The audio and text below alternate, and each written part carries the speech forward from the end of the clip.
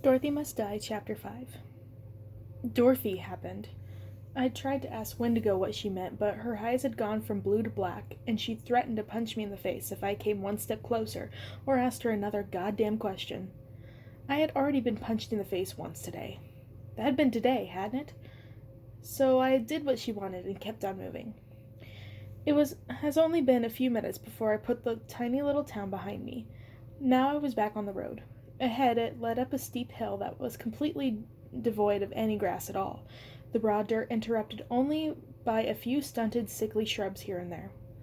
Dorothy had been here, I reminded myself. She had walked this very same path. You're like her in so many ways, the boy had said. Kansas, tornado, blah, blah, blah. I mean, the similarities were pretty obvious, right? But there were plenty of differences between us, too. First off, from what I remembered, it hadn't taken her long at all to make friends. It was like everyone she'd ran into, witches not included, had wanted to jump on the Dorothy Express. As for me, I'd come across two people so far, and exactly both of them had wanted nothing to do with me. It was kind of depressing to think that I could travel all the way to Oz and still be just as unpopular as I was back in Flat Hill, Kansas. I didn't know where to go next, but the Emerald City seemed as good a place to start as any. That's where Dorothy had gone for help. The road would take me there. It wanted to take me there. So I trudged up the hill, and as I did, the banging sound I'd heard from the back of the village continued. It was still intermittent. There were a few moments of welcome silence for every 30 seconds of racket. It was getting louder with every step I took, though, and soon it was so loud that I had to cover my ears every time it started. When I finally reached the top of the incline, I saw where it was coming from.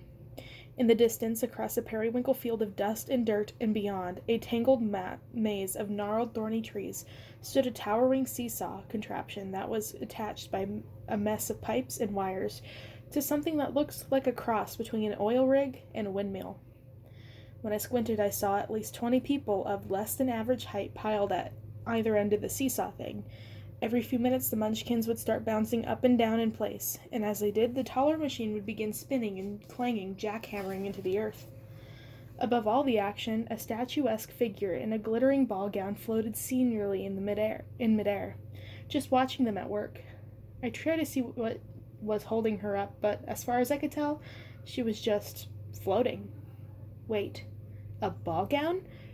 I couldn't make up my mind which part I was more curious about, the fact that she was levitating or the fact she was doing it above a field of dirt, dressed like she was on her way to the prom. I stared at her with rapt curiosity. Even from there, I could tell that she was no munchkin.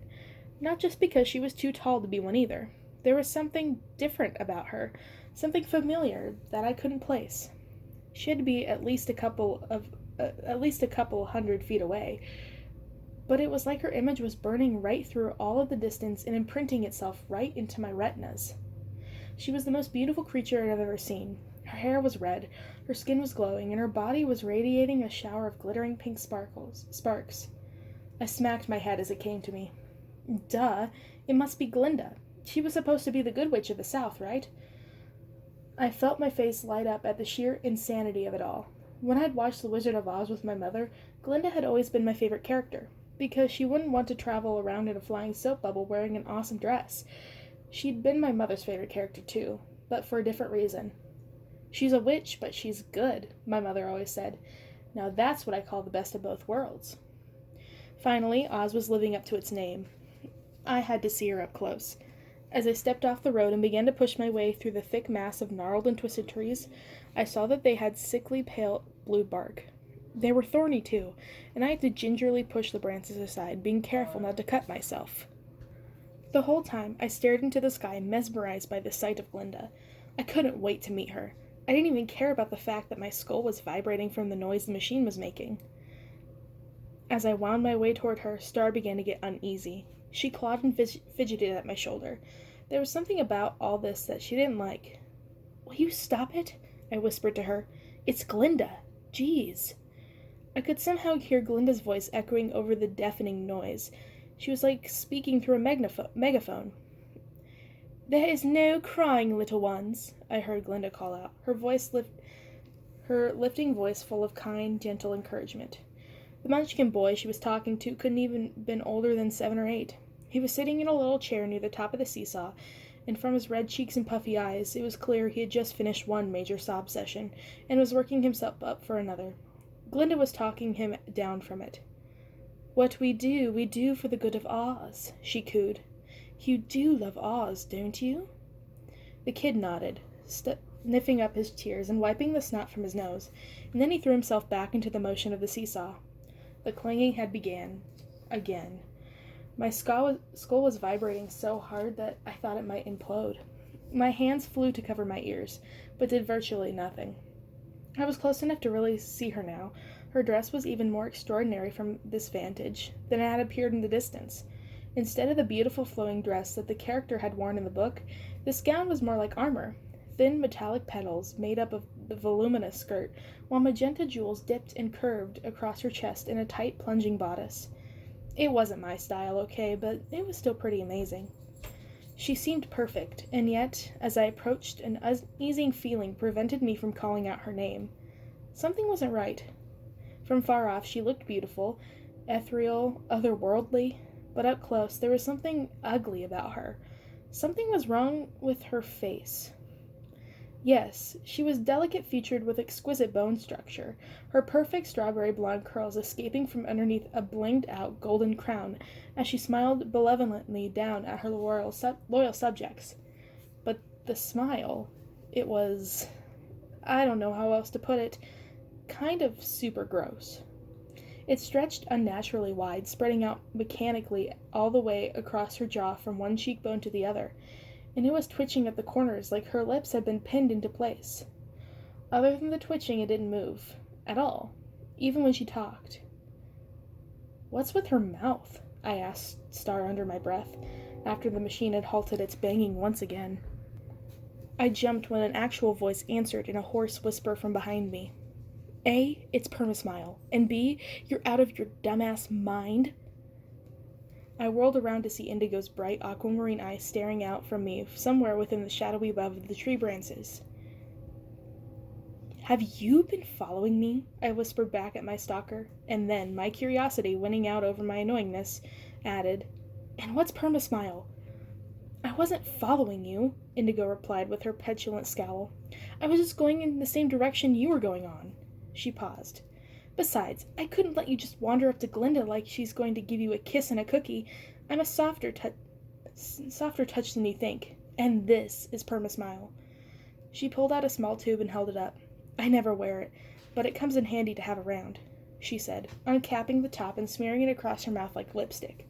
As she did, her scowling lips stretched like putty into a wide mechanical grin, and stayed that way. "Ew," I said, unable to help myself. "I know," she said. "I hate it." Her huge grin barely moved as she spoke. It was like Botox in a tube. Then she drew it across her face again, in the opposite direction this time, and just like that her mouth returned to its customary half-scowl. "Everyone wears it in the city. Since that's where I'm going, I'll need it." "The Emerald City?" "Yes, the Emerald City," she mimicked. "Where else? Now come on. We can't just hang around down here. She could smell us at any second." "Smell us?" I asked, generally confused. "What is she, a hunting dog? Besides, isn't she supposed to be the good witch?" "Sure," Indigo snorted. "Good. Like that means anything around here. I hate to break it to you, but just because someone has pretty hair and good skin tone and a crown instead of a pointy hat, doesn't mean she's not the baddest bitch this side of the Emerald City. Seriously, I can't believe I'm risking my own neck to help you out." "But," I said. "No buts," Indigo said. "Look, I'm giving you a chance. If you want to stay here and hope she takes a liking to you, be my guest. If you'd rather not get killed, follow me."